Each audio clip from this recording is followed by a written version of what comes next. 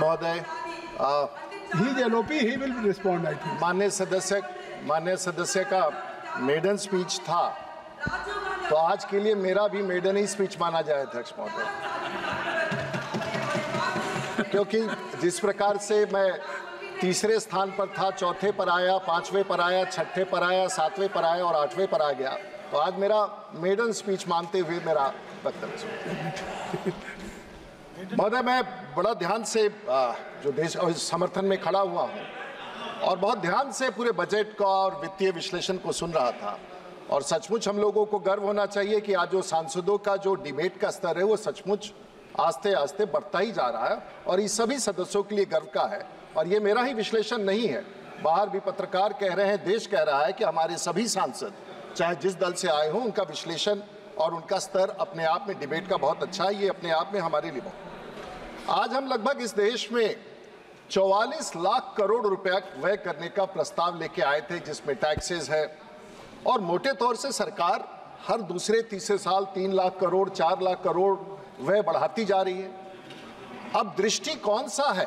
प्रतिपक्ष महोदय, आंख में जब संकट होता है तो दो प्रकार से, एक शॉर्ट साइटेड, एक लॉन्ग साइटेड। तो जो छोटे दूर देखने की बीमारी होती है आंख का, उसका तो सुधार किया जा सकता है, लेकिन जब लंबे दूरी का संकट उत्पन्न होता है देखने में, तो उसका कोई उपाय नहीं है, और यही संकट शायद दूसरे तरफ आ गया है, जिसके कारण इतने सारे वक्तव्यों का हमें सामना करना पड़ रहा है।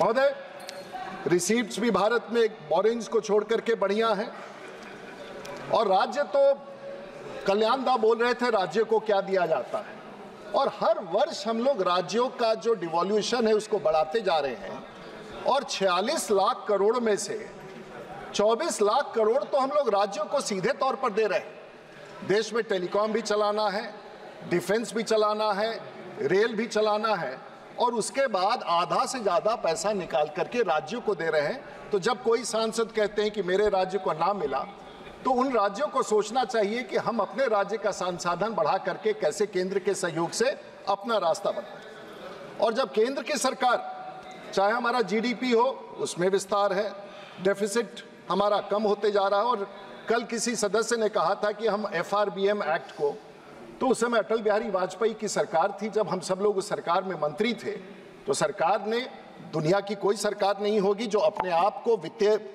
खर्च के लिए बाधित करता हो।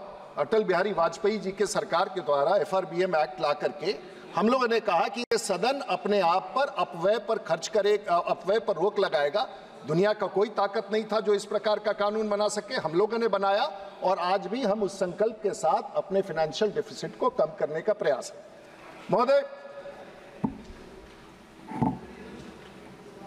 महोदय, जब हम सरकार में बजट बनाते हैं तो शायद प्रतिपक्ष को लगता होगा कि राज्य के नजरिए से बनाते हैं, लेकिन मेरे जैसे लोग जब सरकार के नजरियों को देखते हैं तो हम सब लोग जानते हैं कि इस देश में जब हम मत लेके आते हैं, जीत के आते हैं, अब मेरे जैसा व्यक्ति 5 बार लोकसभा में, 2 बार राज्यसभा में, 1 बार विधानसभा में, तो हम सब लोग कहीं ना कहीं उस छोटे से गांव के उस व्यक्ति के उस एस्पिरेशन को, उस गोल को, उस नौजवान को, उस ओलंपिक्स के खेल देखने वाले नौजवानों के एस्पिरेशंस को लेके आते हैं, और बिना किसी संकोच का हम सब मिलकर के यहाँ अपनी बात रखते हैं।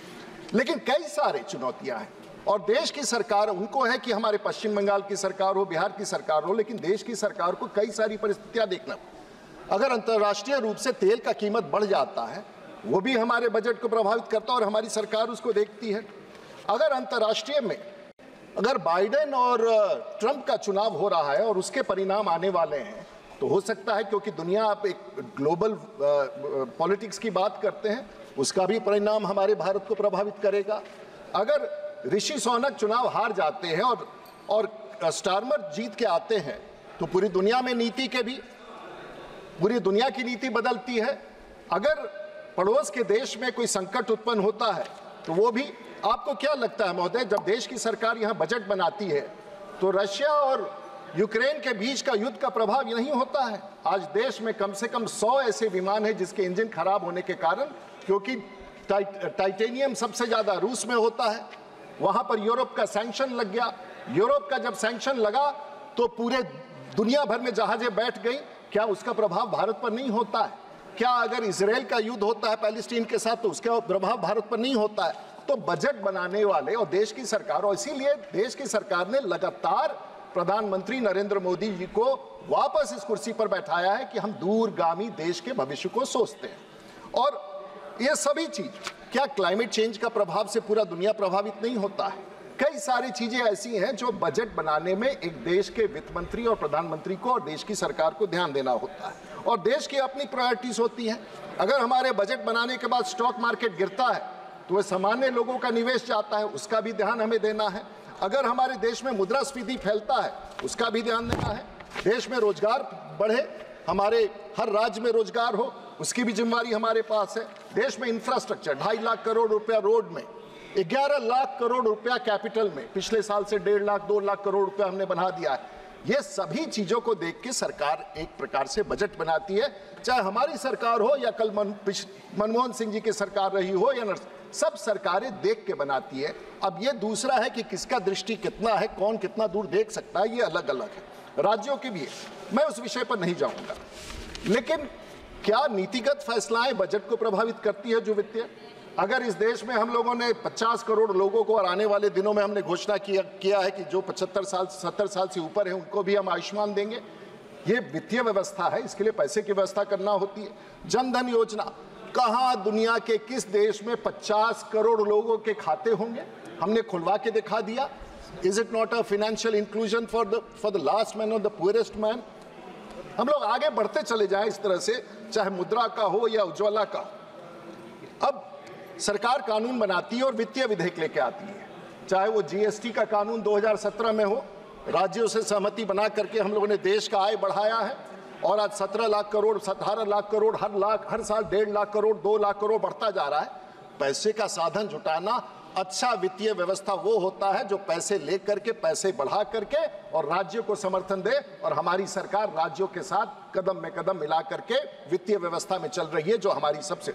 राज्यों को अगर पैसे की जरूरत हो, आज बिहार को अगर पैसे की जरूरत है तो हम भारत की सरकार सिक्योरिटी स्टैंड करती है, किस राज्यों को कितना अधिक पैसे की जरूरत है, विदेश से जो पैसे हम लेके आते हैं उसमें से, तो ये सब फाइनेंस बिल का पार्ट होता है, और जिससे हम लोग देश की सरकार को चलाने में अपना समर्थन देते हैं, लेकिन राज्य सरकारों को भी।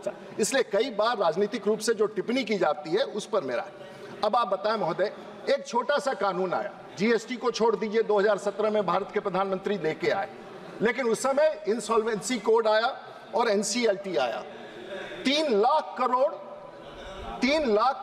20,000 कंपनियों ने ऐसे ही निकाल करके दे दिया, रिजॉल्व करके दे दिया, और बिना एनसीएलटी में गए हुए जब ये कानून बना तो 10 लाख करोड़ 22,000 कंपनियों ने अपने आप ला करके व्यवस्था करके बैंकों का लौटा दिया। ये कानून होता है जो ये सदन बनाता है, जिसमें आपकी सहमति असहमति रहती है, बहुमत के साथ आने वाले देश की सरकार इस प्रकार के।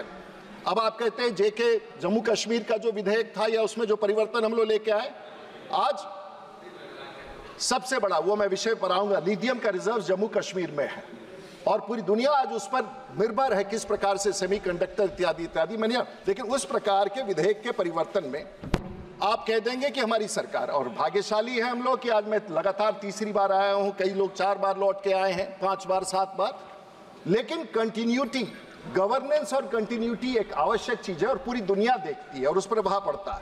मैं छोटा सा आपको आंकड़े दे देना चाहूंगा अगर आपकी सहमति बने। जब हम लोगों ने मुद्रास्फीति 2014 में था तो महोदय कुछ कह रहे हैं, खत्म होने से 10 मिनट पहले हमको बता दीजिए। आपकी टोटल 10 मिनट ही है, टोटल 10 मिनट है, वो 10 मिनट आपका हो चुका। आप बैठने चाहिए, आप अपनी बात कंक्लूड कर ले। महोदय हम तो कह रहे हैं कि 10 मिनट जब बचा हो तो बता दीजिएगा, तो आप कह रहे हैं कि 10 मिनट खत्म हो गया। प्लीज कंक्लूड कर लीजिए अपनी बात। कह अभी भाई हम कल से बैठे हुए हैं ना महोदय, हम जितने हमारे मित्र सदस्य कहे कि हमसे आगे बोलना चाहते हैं तो हम कहे कि बोलिए। ये आपकी पार्टी आपने भी बोला सर, ये आपकी पार्टी की तरफ से नाम आया है, अब आपको चेयर बुला रही है और आप अपनी बात। आप हैं तो हमको चिंता नहीं। तो छोटे से हम इसके बाद तो आप हमको 5 मिनट लास्ट में दीजिएगा, जो असल है ना वो रखे हुए हैं। नहीं तो अब वही 5 मिनट आप चलिए हम जल्दी जल्दी बोल देते हैं। तो मुद्रास्फीति पर नियंत्रण हमने किया, आय हमारा पर कैपिटल हमारा बना 5 लाख के आसपास, इलेक्ट्रॉनिक एक्सपोर्ट्स में ऊपर गए, FDI विदेश पर जब दुनिया के बैंकों को जो भरोसा होता है तभी विदेशी 500 बिलियन US डॉलर्स, अब उसको लाख में कन्वर्ट करें तो बहुत पैसा हो जाएगा। उसके अतिरिक्त पॉवर्टी इंडेक्स इनडायरेक्ट टैक्स 15% से घट करके 12.5, सब लोग कह रहे हैं टैक्स बढ़ गया।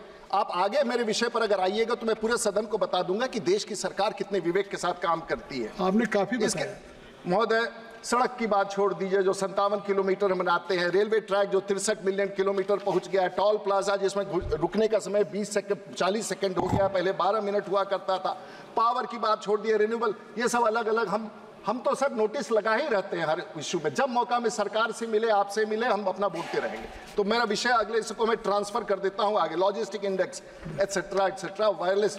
अब आप बताइए, घर घर में बच्चे घर जा रहे हैं, कॉन्स्टिट्यूंसी में हम लोग जा रहे हैं, वायरलेस डेटा देश की सरकार 10 साल से है। आप कीमत लगा लीजिए जो डेटा हम लोग पैसा पे करते हैं अमेरिका का, जो वायरलेस, हमारे माननीय मंत्री जी बैठे हुए हैं, और ये हम लोग के लिए खुशी की बात है, अपनी सरकार की नीति, उसमें आपका भी भूमिका रहा होगा। लेकिन आज के तारीख में एड्रेस करिए अपनी बात, माननीय मंत्री जी आपकी सुन रहे हैं, आप सीधे माननीय मंत्री जी को मत कहिए।